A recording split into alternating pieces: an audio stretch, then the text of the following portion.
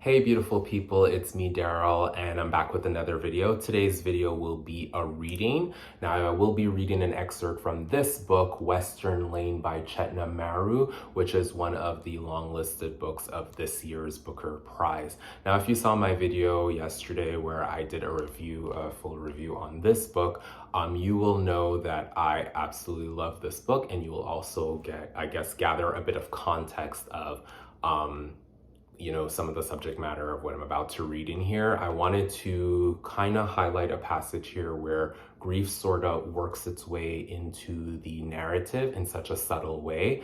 And I also want you to bear in mind, if you have no idea the context of this book, is that just bear in mind that the mother is dead. Like, the mother is dead. So when I'm reading it and there's a part about the mother, just bear in mind that the mother is not alive.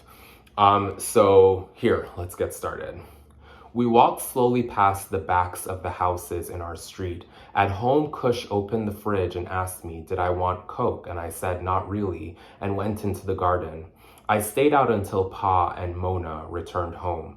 Mona opened the door into the garden and I thought she would call me in, but she just stood there for a minute and then left the door ajar and went back into the kitchen.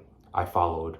Mona wasn't talking to Pa. She was wandering about restlessly, and when I asked her where she and Pa had gone, she said nowhere, and switched the radio on. Kush was in the living room, flicking between channels on the TV. At 8:00 p.m., the sound on both the TV and the radio shot up and then immediately cut out.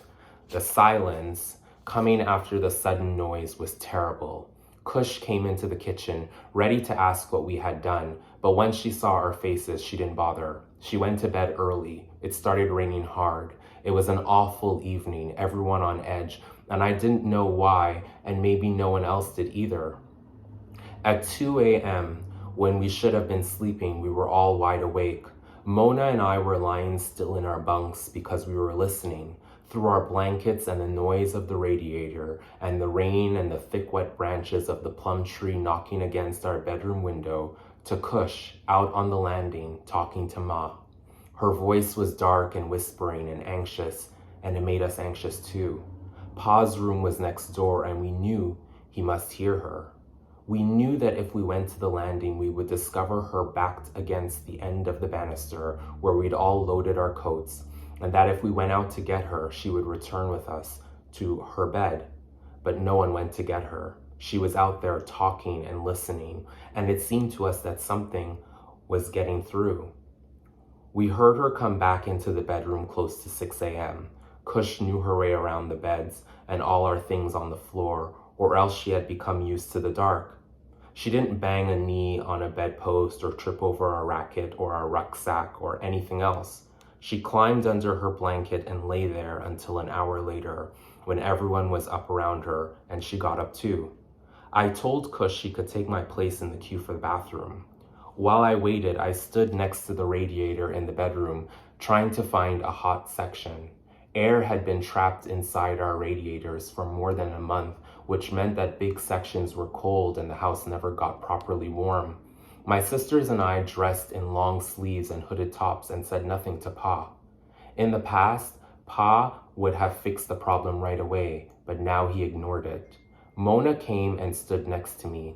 It wasn't just the warmth we were seeking. We wanted to feel the knocking as we stood against the radiator. We understood the knocking was only the air trapped inside. We wanted to feel it. When Kush came out of the bathroom, I went in.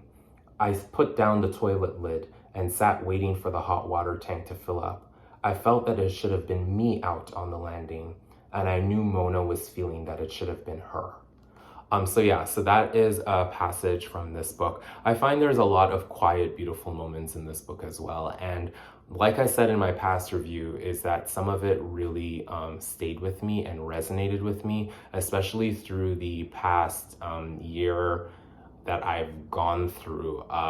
There were a lot of little small moments that really kind of sent flutters in my chest, but not necessarily in a good way. As much as I love the book,